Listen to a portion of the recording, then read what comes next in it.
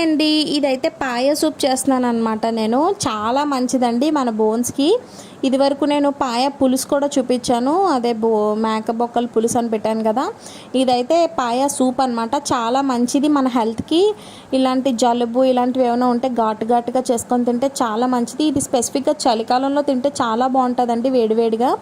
ఏం చేస్తామంటే మనం ఆ పాయ తెచ్చుకొని, అదే మేకకాలు తెచ్చుకొని బాగా వాష్ చేసుకోవాలన్నమాట. బాగా వాష్ చేసుకొని పక్కన పెట్టుకున్న తర్వాత దాంట్లో ఉప్పు వాటర్ వేసి మరగబెడతాము. ఉప్పు వేసి వాటర్ వేసి కొంచెంసేపు మరగబెడతాము. ఈలోపు మనం పచ్చిమిర్చి, వెల్లుల్లి, అల్లం ఈ 3 దంచి ఒక దగ్గర పెట్టుకుంటాం అనమాట. దాని తర్వాత ధనియాలు, దాల్చిన చెక్క, మిరియాలు, ఇలాచి, ఇంకా బిర్యానీ ఆకు, ఉల్లిపాయ, వెల్లుల్లి, అల్లం, పచ్చిమిర్చి, కొత్తిమీర ఇవన్నీ తీసుకొని ఒక దగ్గర పెట్టుకొని, ఇదిగో మరుగుతుంది చూసారు కదా, ఈ ఉప్పేసి ఈ మేక కాళ్ళు ఉడుకుతున్నప్పుడు పైన ఇలాగ ఒక లేయర్లా ఫామ్ అవుతుంది. దాన్ని తీసేస్తే మనకి సూప్ బాగా క్లియర్గా వస్తుందండి. లేదంటే పైన ఒక తాటలాగా వస్తుంది అనమాట. సో అదంతా తీసిన తర్వాత మనము మేకకాళ్ళుని మరగబెట్టుకునేటప్పుడు చూపించాను కదా, మసాలా స్పైసెస్ అన్నీ యాడ్ చేస్తామన్నమాట.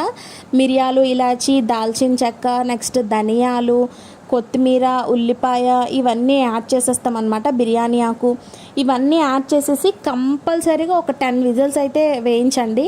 ఎందుకంటే లోపల ఉన్నదంతా గుజ్జంతా మరి వెళ్ళాలి కదా, అందులోకి వాటర్లోకి వెళ్ళాలి అంటే కంపల్సరీగా మనం ఒక 10 to 15 విజిల్స్ వేయించుకున్నా ప్రాబ్లం లేదు.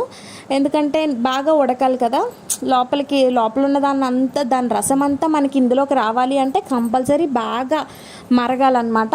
సో ఇవన్నీ వేసేసుకొని మిక్సీ అంటున్నాను, కుక్కర్ అయితే క్లోజ్ చేసేసుకుంటాం అనమాట. లిడ్, సాల్ట్ కూడా సెట్ చేసుకోండి, సాల్ట్ చూసుకోండి సరిపోతుందా లేదా అనేసి. 15 విజిల్స్ వచ్చేసిన తర్వాత మనకి ఇంకా వాటర్ ఎంత వాటర్ అసలు మనం ఎంత సూప్ చేసుకోవాలనుకుంటున్నామో అంత వాటర్ వేసుకోండి. అది కూడా కొంచెం బాగా మరిగిన తర్వాత ఒక ప్యాన్ పెట్టుకొని నెయ్యి కొంచెం, ఆయిల్ కొంచెం, మీరు నెయ్యి వద్దనుకుంటే స్కిప్ చేసేసుకోవచ్చు. చూపించాను కదా ఇందాక అల్లం, వెల్లుల్లి, నెక్స్ట్ పచ్చిమిర్చి చిన్న చిన్న పీసెస్గా కట్ చేసుకొని పెట్టుకున్నాను కదా, అవి బాగా ఫ్రై అవ్వాలి. బాగా వెల్లుల్లి అనేది బాగా సాఫ్ట్గా ఫ్రై అవ్వాలన్నమాట. ఆ తర్వాత మరిగిన సూప్ని జల్లెడ పట్టుకోవాలన్నమాట. దీంట్లో ఈ పచ్చిమిర్చి, ధనియాలు ఇవన్నీ వేస్తాం కదండి, అదంతా దాంట్లో ఇంకేం ఉండదు అనమాట. అదంతా మనం టీ వడక పెట్టుకునే దాంట్లోకి వేసుకొని సూపుని వేరే చేసుకోవాలి. వెల్లుల్లి ఫ్రై ఉంది కదండి, ఫ్రై చేస్తున్నాం కదా మనం, అందులో కొంచెం ఉప్పు, పసుపు, ఇంకా మనకి ఎంత చిక్కదనం కావాలో అంత కార్న్ పౌడరు, మీరు ఎంత చేసుకుంటున్నామో దాన్ని బట్టి మీరు కొంచెం కార్న్ పౌడర్ వేసుకోండి. ఒక 2 టేబుల్ స్పూన్ వేసుకున్నాను నేనైతే.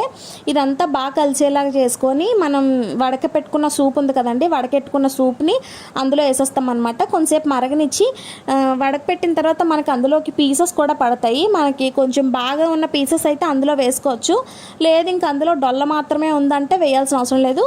ఇవన్నీ వేసి ఇంకొక మరిగించిన తర్వాత ఉప్పు సెట్ చేసుకొని దించేసుకొని సర్వ్ చేసుకుంటే చాలా బాగుంటుందండి. మంచి హెల్దీ అనమాట, హెల్దీ రెసిపీ అని కూడా చెప్పొచ్చు. ఇంకా వీడియోని చూస్తే ఎవరైనా లైక్ చేయకపోతే please do like, share and subscribe. నా వీడియోస్ని ఎవరైతే సపోర్ట్ చేస్తున్నారో వాళ్ళందరికీ చాలా చాలా థ్యాంక్స్ అండి. మీకు సూప్ ఇంకా చిక్కగా కావాలి అనుకుంటే మనం వెల్లుల్లి ఫ్రై చేసాం కదండి, ఆ టైంలో కార్న్ పౌడర్ వేసాం కదా, అప్పుడే ఇంకొంచెం కార్న్ పౌడర్ ఎక్స్ట్రా చేసుకోవాలన్నమాట. అప్పుడు మనకి సూప్ ఇంకా చిక్కగా వస్తుంది. మీరు కూడా ట్రై చేసి కామెంట్ సెక్షన్లో కామెంట్ చేయండి. Bye bye.